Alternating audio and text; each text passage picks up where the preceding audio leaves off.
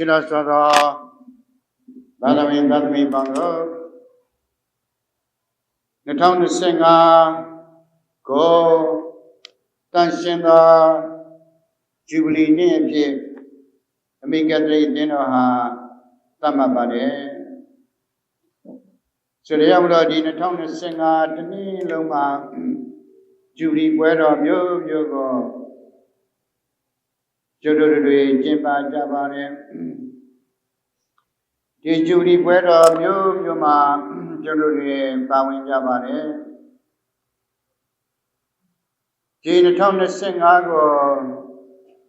the dinner yet Tanshinda Jubilee Name Pajam Tamadre in the town of Senga Suraha, in the city Yazuya Nesengani Chilobe. So the city Yazuka Pure Chingama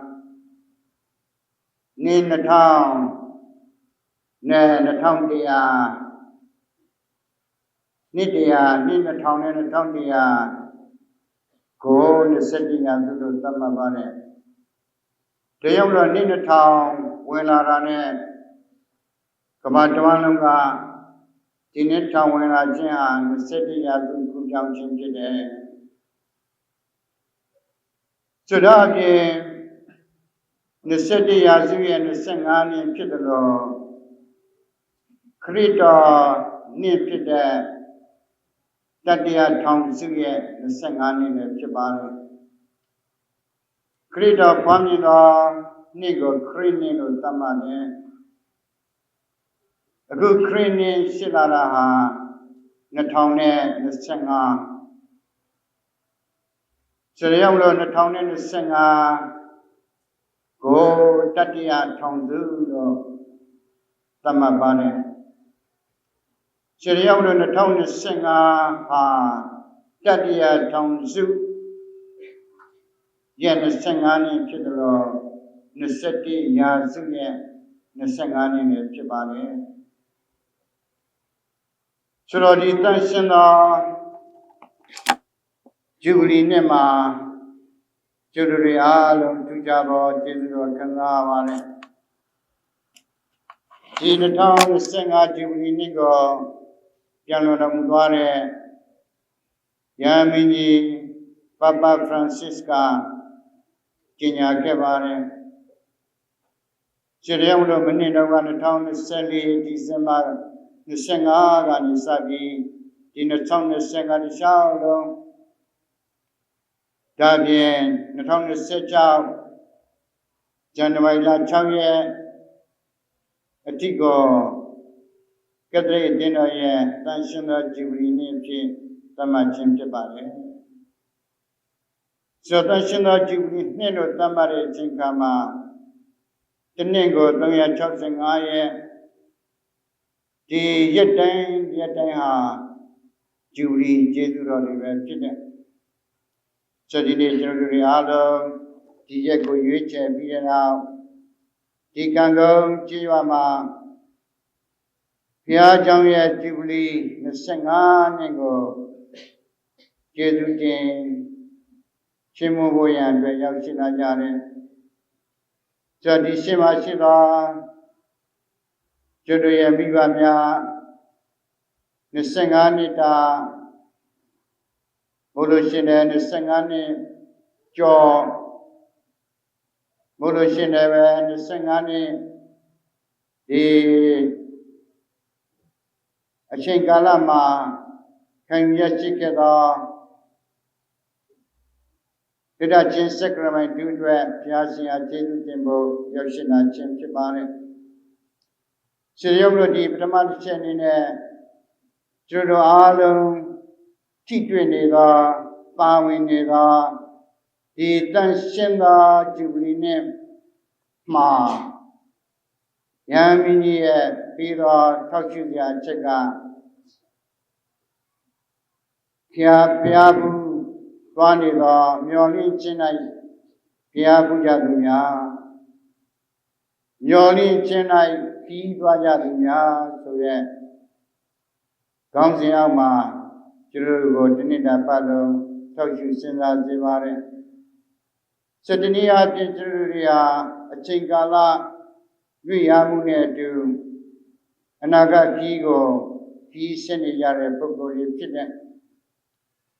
စတိဘုရားကျောင်းကိုလွန်ခဲ့တဲ့နှစ်2000ခုနကဖတ်သွားခဲ့တဲ့နော်ခြေရွာရဲ့သမိုင်းကျောင်းမှာ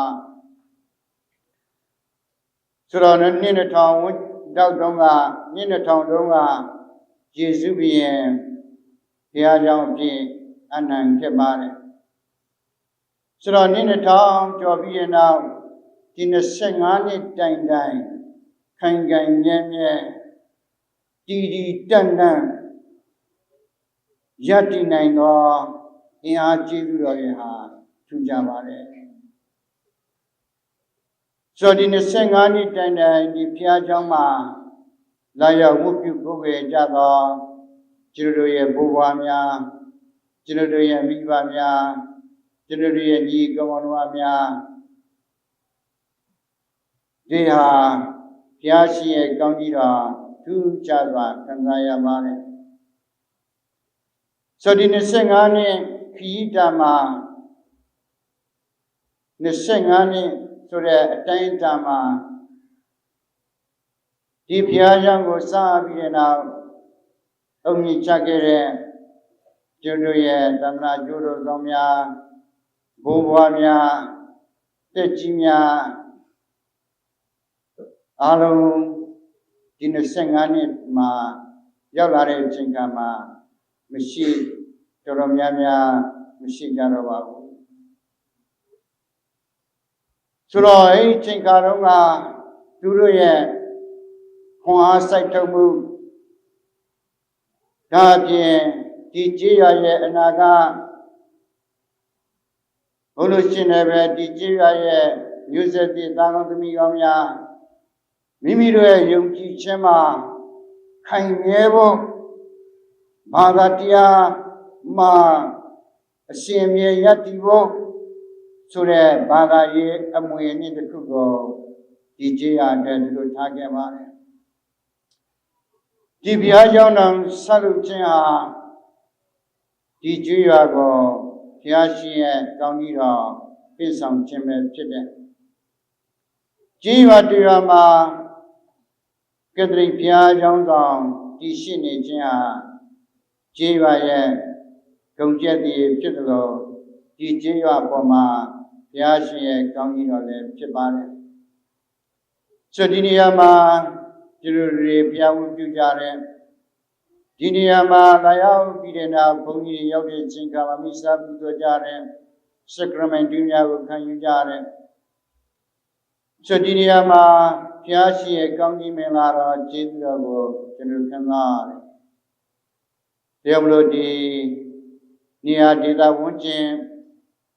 ဒီကြေးရွာနဲ့အတူကြေးရွာအုပ်စုမှာဘာလူအင်ဂျီပေါင်း90ကျော်ဘာသာဝင်ပေါင်း354ရာဆိုတော့ဒီတည်ရှိနေခြင်းဟာဘုရားရှင်ရဲ့ကြီးမားသောကောင်းကြီးမင်္ဂလာတော်ခံစားရရှိခြင်းဖြစ်တယ်။ရှင်ရမလို့ခရစ်တော်ထောက်သွားခဲ့တဲ့သမိုင်းကျောင်းမှာဝါကျောင်းလေးနဲ့ဆောက်ခဲ့တာတွေတိကျောင်းနဲ့ဆောက်ခဲ့တာတွေဆိုတော့ဒီနေရာမှာနောက်ဆုံးဒီနောက်ဆုံးတဲ့ဒီအခြေအနေမှာကျွန်တော်တို့အားလုံးဒီကျောင်းတော်နဲ့အတူရှိနေခြင်းဖြစ်တယ်။ရှင်ရမလို့ဒီနေ့ဒီကျေးဇူးတော်ကိုမြင်ပြီးတဲ့နောက်ကျွန်တော်တို့ကယုံကြည်ခြင်းအမွေနဲ့ပြီးခဲ့ကြသောယုံကြည်ခြင်းမျိုးစစ်ပြီးခဲ့ကြသောကျွန်တော်တို့ရဲ့ဘိုးဘွားများကိုကျေးဇူးတင်ကြရအောင်ကျွန်တော်တို့ရဲ့မိဘများတို့ကိုကျေးဇူးတင်ကြရအောင်ဒါဟာသာသနာအမွေနဲ့ပဲဒါဟာယုံကြည်ခြင်းအမွေနဲ့ပဲဒီကက်သလစ်ဘာသာရဲ့ယုံကြည်ခြင်းကက်သလစ်ဘာသာရဲ့အမွေနဲ့ကိုဘေးရနဲ့မှကျွန်တော်တို့လဲလို့မရဘူးဒီယုံကြည်ခြင်းကိုကျွန်တော်တို့တွေမထိုက်တန်ပါပဲနဲ့ကိုတော်ရှင်ပြီးတော်မူတယ်ဘုရားရှင်ရဲ့ယုံကြည်ရခြင်း ဘုရားရှင်၌အားကိုးရခြင်းဆိုနေ့စဉ်ဘဝတက်တာမှာယုံကြည်သူတူအနေနဲ့နေထိုင်သက်ရှင်ရခြင်းဟာ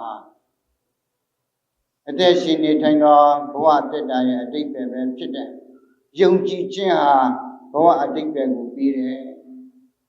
ယုံကြည်သောသူဟာဘဝအတိတ်ပဲကိုမြင်တယ်တဲ့ဘုရားဒီမှာရှိရသောဘာသာဝင်သားသမီးများဒီဘုရားများပြီးခဲ့တဲ့ဒီယုံကြည်ခြင်းအမွေနှင့်ကိုဆက်လက်ပြီးထိန်းသိမ်းရအောင်မိမိ၌ထိန်းသိမ်းရုံနဲ့မကဘူးမိမိရဲ့သားသမီးများတွေကလက်ဆင့်ကမ်းကြရအောင်ဒီရှင်မရှိနေသောတန်ငယ်သမီးငယ်များဆယ်နှစ်ဆယ်နှစ်အောက်ဆယ်နှစ်အထက်နှစ်20လူငယ်မောင်ငယ်များကျိုးတို့တွေကျိုးတို့ဘိုးဘွားများတွေပြီးခဲ့တဲ့ဒီယုံကြည်ခြင်းအဝင်တွေကိုသူတို့၌ရှင်သန်ပါရှင်သန်စေပါမိဘများမိမိတို့ရဲ့သာသမီများတို့ရဲ့ယုံကြည်ခြင်းကိုထိန်းသိမ်းပေးကြပါမြင့်တင်ပေးကြပါဒါဟာဒီရွေကုန်းသာသနာကံကုန်းကြီးပါအုပ်စုရဲ့အနာဂတ်ပဲဖြစ်တယ်ဆိုဒီအနာဂတ်ကိုမြင်ပြီးတဲ့နောက်လွန်ခဲ့တဲ့25နှစ်တုန်းကဒီကျောင်းဆောင်ကြီးကိုဘုရားကျောင်းကြီးကိုဆက်ကပ်နိုင်တယ်ပြီးလိုက်တဲ့အမိနာမဝေနာမကယေရှုဘုရင်ဘုရားကျောင်းဒီနေ့ယေရှုဘုရင်ပွဲနေ့ကိုယေရှုဘုရင်နာမိစာပူဇော်ပါတဲ့နေ့ပတ်တနင်္ဂနွေနေ့34ချိန်မြောက်တမန်တနင်္ဂနွေနေ့ယေရှုဘုရင်ပွဲနေ့ဒီယေရှုဘုရင်ပွဲနေ့ဆိုတာဟာအမိကတရိအတင်တော်ရဲ့ဝုပြုကူးရဲ့ခြင်းပြက်ကတိန်မှာနောက်ဆုံးအပတ်ဖြစ်တဲ့ယေရှုဘုရင်ပွဲနေ့တနင်္ဂနွေနေ့တစ်ပတ်ပြီးသွားတဲ့အချိန်ကမှာအာရုံတုပထမတနင်္ဂနွေနေ့ကိုကျွန်တော်တို့ရောက်ရှိသွားမှာဖြစ်တဲ့အာလုံးသိကြတဲ့အတိုင်းအာရုံတုပထမတနင်္ဂနွေကနေစပြီးတဲ့နောက်ဒီဇင်ဘာ25ရက်ဒီကင်ခရစ်တော်ဖွားမြင်သောနေ့ရက်ဒီအာရုံတုကလာလို့သတ်မှတ်ပါတယ်အာရုံတုကလာပြီးတဲ့နောက်ခရစ်တော်ဖွားမြင်သောခရစ်စမတ်ပွဲတော်ချိန်ကာလဆရာပြီးတဲ့နောက်နေ့ရက်တမန်ရိုးရိုးကာလကိုစတဲ့အဲ့ဒါပြီးတဲ့နောက်တစ်ခါကျွတ်တွေဝါရင်းကာလဒီဝါရင်းကာလရေ40ဟာတခင်ခရစ်တော်ဒုက္ခဆရာကံခြင်းအသေးခံခြင်းရှင်မြတ်တမြောက်တမှုခြင်းပွဲတော်ကိုကျင့်ပဖို့ဖြစ်တဲ့ပတ်စကာခရစ်တော်ရှင်မြတ်ခြင်းပွဲတော်ဆွေရာကိုပြင်ဆင်သောကာလကိုဝါရင်းကာလလို့ခေါ်တယ်ခရစ်တော်ပွားမြင်ခြင်းပွဲတော်ကိုပြင်ဆင်သောကာလကိုအာရုံတုကာလလို့ခေါ်တယ်ခရစ်တော်ရှင်မြတ်တမြောက်တမှုပြီးတဲ့နောက်ပတ်စကာပွဲတော်ချိန်ကာလတန်ရှင်တော်ဝိညာဉ်တော်ယေရှုကောင်းကင်ကိုတက်ကြွတော်မူပြီးတန်ရှင်တော်ဝိညာဉ်တော်ဆင်းကြွတော်မူသောပွဲအချိန်ကာလအထိဖြစ်တယ်။အဲ့ဒါပြီးတဲ့နောက်နေ့ရက်တမန်ရိုးရိုးကာလဒီ34ချိန်မြောက်တမန်တနင်္ဂနွေနေ့အထိဖြစ်တယ်။စစ်တရားမလို့ဒီအရာအားလုံးဟာအမိကတ္တိတင်းတော်ဟာတကယ့်ကောအမျော်မြင်ကြီးစွာနဲ့တနေ့တာပတ်လုံးမိမိရဲ့သားသမီးများတွေကဘာသာဝတ္တရားမှာအမြဲတမ်းပါဝင်နိုင်ဖို့စတနည်းအားဖြင့်လည်းပဲဒီတနေ့တာလုံးကတည်းကတင်းတော်ရဲ့ဝုပြုကိုယ်ွယ်ခြင်းပြက်ကတိန်လို့ခေါ်တဲ့ဒီဝုပြုကိုယ်ွယ်ခြင်းပြက်ကတိန်မှာကျွန်တော်တို့အားလုံးဒီလက်ပတ်နေပါတယ်တလားပြီးတလားအဲ့ဒါပြီးရင်နောက်တမ္မာတော်ချင်းကာလအဲ့တခြားလုံးမှာဒီ12လရာသီကိုမိကတရိတင်းတော်ရဲ့တန်ရှင်တော်ပြက်ကတိန်ဖြစ်ဝုပြုကိုယ်ွယ်ခြင်းပြက်ကတိန်အဖြစ်တတ်မှတ်ပြီးတဲ့နောက်ကျွန်တော်တို့ကဘာတမလုံးမှာရှိကြသောလူမျိုးပေါင်းစုံနေရာပေါင်းစုံနိုင်ငံပေါင်းစုံကအတင်းတော်ရဲ့ဒီဝုပြုကိုယ်ခြင်းပြက်ကတိန်မှာပါဝင်ကြပါတယ် ဆိုတော့ဒီနေ့ကျွန်တော်ဖတ်သွားခဲ့တဲ့ဒီဧဝံဂေလိကျမ်းမှာကင်ခရစ်တော်ဟာယူတွေကိုတနည်းအားဖြင့်ဂျုလူမျိုးတွေရဲ့ဘုရင်ဆိုတဲ့အသုံးအနှုန်းကိုကျွန်တော်တို့ကြားပါတယ်သူကိုယ်တိုင်ကလည်းပဲဟုတ်တယ်သူဟာဂျုလူမျိုးများရဲ့ဘုရင်ဖြစ်တဲ့သို့တော်လည်းပဲသူ့ရဲ့နိုင်ငံဟာဒီလောကမှာမဟုတ်ဘူးတနည်းအားဖြင့်လူတွေပြောကြတဲ့ဒီတိုင်းနိုင်ငံအုပ်ချုပ်ခြင်းဘို့လို့ရှိရင်လည်းပဲမြေပြင်ပထဝီနေထားရတော့ဒီလွန်မိုးခြင်းအုပ်ချုပ်ခြင်းမဟုတ်ဘူးကိုတော်ရှင်ရဲ့ယေရှုဘုရင်တနည်းအားဖြင့်ခရစ်တော်ဘုရင်ဟာကျွန်ုပ်တို့ရဲ့နှလုံးသားကျွန်ုပ်တို့ရဲ့ယုံကြည်မှုကအုပ်ဆိုးသောပုဂ္ဂိုလ်ဖြစ်တယ်ခရစ်တော်ကိုလက်ခံယုံကြည်ခြင်းလက်ခံယုံကြည်သောသူတို့အားလုံးအပေါ်မှာကိုတော်ရှင်ရဲ့အုပ်ဆိုးမှုကိုခံရရှိတယ်ကျွန်တော်တို့အားလုံးဆေးရောခြင်းမင်္ဂလာမှာ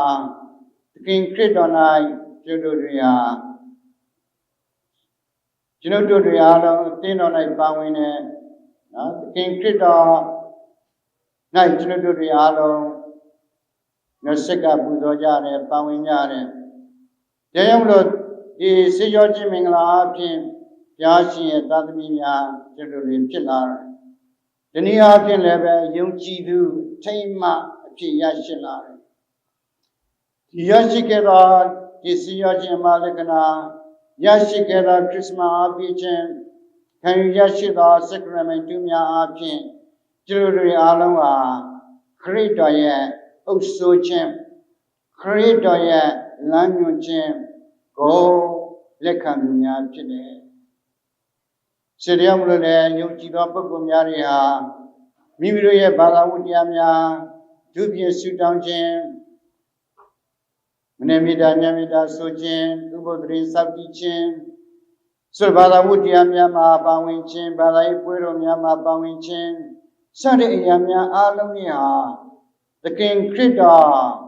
ရှင်မြန်ထမြတ်တော်မူသောသခင်ခရစ်တော်ခရစ်တော်ဘုရင်ရဲ့အုပ်ဆိုးခြင်းကိုလမ်းညွှန်ခြင်းကိုလက်ခံခြင်းပဲဖြစ်တယ်။ဆိုရမလို့ဒီနေ့ဒီခရစ်တုဘုရင်ပွဲနေ့မှာဒီကျွန်တော်တို့ရဲ့စက္ကခြင်းကျွန်တော်တို့ရဲ့ယုံကြည်ခြင်းကျွန်တော်တို့ရဲ့ဘဝအတ္တရဲ့ပူဇော်အနံ့ခြင်းကိုဆက်လက်ခံရစွာစက္ကအနံ့ကြပါစို့ဆိုယေရှုဘုရင်ပွဲနေ့ကဝိပုကိုယ်ရဲ့ခြင်းပြက်ကလေးရဲ့နောက်ဆုံးအပတ်မှာထားရှိပြီးတဲ့နောက်ဒီပါပြီးသွားတဲ့အချိန်ကမှာဝိပုကိုယ်ရဲ့ခြင်းပြက်ကလေးရဲ့အစအာရမင်ဒီပထမတင်းနေကိုရောက်ရှိမယ်ဆိုတော့ပြောချင်တဲ့အချက်ကမိကတိတင်းတော်ဟာကျွန်တော်တို့ကဒီနေ့ဒီတစ်ပတ်မှာကိုတော်ရှင်ရဲ့အုပ်စိုးမှုကိုကျွန်တော်တို့ဘဝတက်တာရှောက်လုံးစက္ကအနံပူဇော်ပြီးတဲ့နောက်ဂတိတစ္ဆာထမှန်ပြုကြဖို့ရန်ဖိတ်ခေါ်ခြင်းပဲဖြစ်ပါတယ်။ဆိုတဲ့မျိုးဒီနေ့ဒီမနေ့မှာဒီယေရှုဘုရင်နော်ခရစ်တော်ဘုရင်ဘုရားကျောင်းရဲ့ဂျူဘလီပွဲဒါဖြင့်တတချင်းများချင်းခံပြီးတော့သူတို့ရဲ့မိဘများရဲ့ဂျူဘလီပွဲတနည်းအားဖြင့်ကြည်ကြည်ဝါမရှိရသောဘာသာသူများအားလုံးရဲ့တန်ရှင်သောဂျူဘလီပွဲမှာယေရှုကျေးဇူးတော်ကိုပြေဝါစာခံရရှိဖို့ရန်အတွက်ဆက်လက်ဆုတောင်းကြပါစို့